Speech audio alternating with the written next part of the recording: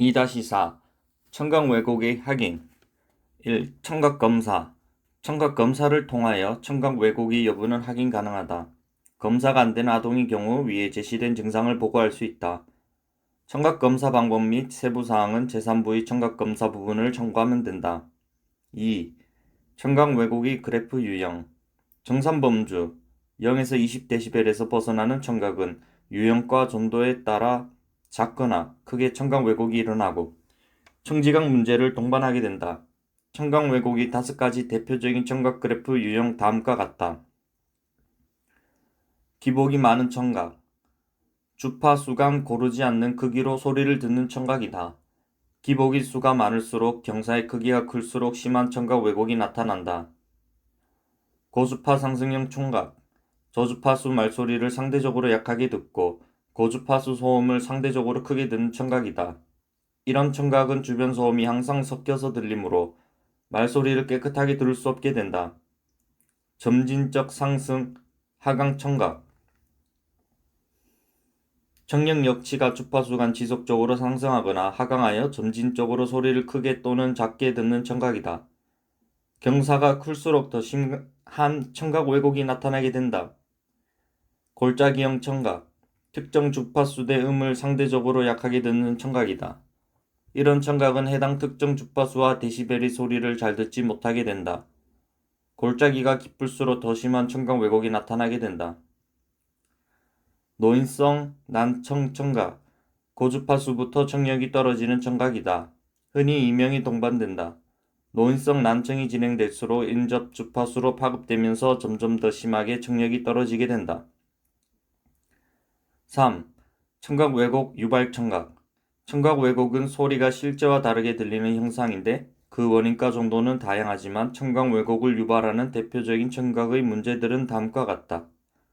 과민 청각 Hypersensitive Hearing 가민 청각이란 소리를 비정상적으로 가민하게 듣는 청각이다. 특정 주파수를 0dB 이상까지 듣는 경우 여기에 해당된다. 특정 주파수의 소리를 처리하는 청각세포가 지나치게 예민하여 소리가 실제보다 몇 배 확대되어 들리는 현상이다. 대부분의 청각 가민증이 여기에 해당한다. 특정 주파수의 소리에 가민한 경우 주변 소음에 쉽게 산만하여지고 일상 대화나 생활에 필요한 소리를 잘 듣지 못한다.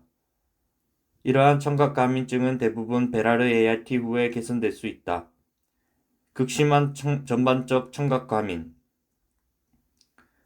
특정 주파수의 소리만이 아니라 환경의 전반적인 소리를 너무 고통스럽게 듣는 청각이다. 환경이 정상적인 소리, 전반적 소리에까지 극심한 청각 가민증을 나타낸다. 일상적인 소리에도 인내가 곤란하여 인내심이 붕괴되고 와해된다. 청각 가민증 인구의 1% 정도가 여기에 해당된다. 일반인이 듣기 불편한 소리 수준 85에서 90dB보다 훨씬 작은 수준에서도 불편을 느끼며 인내할 수 있는 소리 크기 데시벨 범위가 일반인보다 훨씬 좁다. 극심한 전반적 청각 가민증의 원인은 약물로 인한 생화학적 불균형, 큰소리 노출, 사고, 두뇌 손상, 수술 등으로 인한 청각의 손상이나 역기능이다. 한 중년 남성은 버스기사로 일하던 중에 교통사고 후에 극심한 청각 가민증이 발생되어서 해당 구청의 소개를 받고 나를 찾아왔다. 그는 생활의 전반적 소리들이 너무 괴로워서 스스로 제작한 가죽 귀마개를 휴대하며 착용하고 다녔다. 사고로 인한 두부의 청각 기제를 손상받은 경우이다. 음의 높낮이 변별 문제 Selectivity Problem 음의 높낮이 변별 문제란 소리 주파수 간의 높낮이 피치 구별이 안 되는 것이다. 이런 경우 3000Hz를 4000Hz로 8000Hz를 6000Hz로 잘못 듣거나 구분을 못하게 되면서 청각 왜곡이 발생한다. 음의 높낮이 변별 문제는 개인에 따라서 일부 특정 주파수에서만 나타나기도 하고 주파수 전반에 걸쳐서 나타나기도 한다. 이런 경우 소리 지각의 이상으로 소리 모방을 정확히 할 수 없고 음치 증상을 보이며 억양 변화가 중요한 외국어의 학습에서 불리하게 된다. 베라르 ART로 교정 가능하다.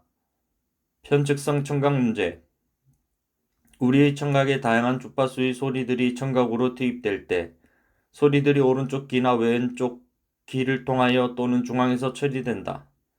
청각의 편측성 문제는 어떤 주파수의 소리가 한쪽 귀로는 지각되고 다른 쪽 귀로는 지각되지 않거나 또는 한쪽 귀로는 다른 쪽 귀보다 약하게 지각되는 상태이다.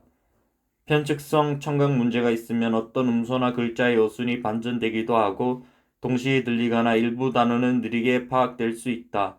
편측성 청각 문제에 관한 자세한 사항은 제3부 베라르 AIT 3-3 핵심 기능을 참조하면 된다. 소리 여무증, 소리 기피증.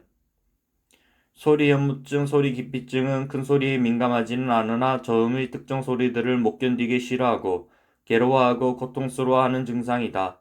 큰 소리가 아닌 특정의 저음에 약한 소리에 증후감을 가지는 선택적 소리 민감 증후군이다. 대표적인 혐오 대상의 소리는 먹는 소리, 씹는 소리, 타이핑 소리, 기침 소리, 특정 자음, S, T, P, C 등이다.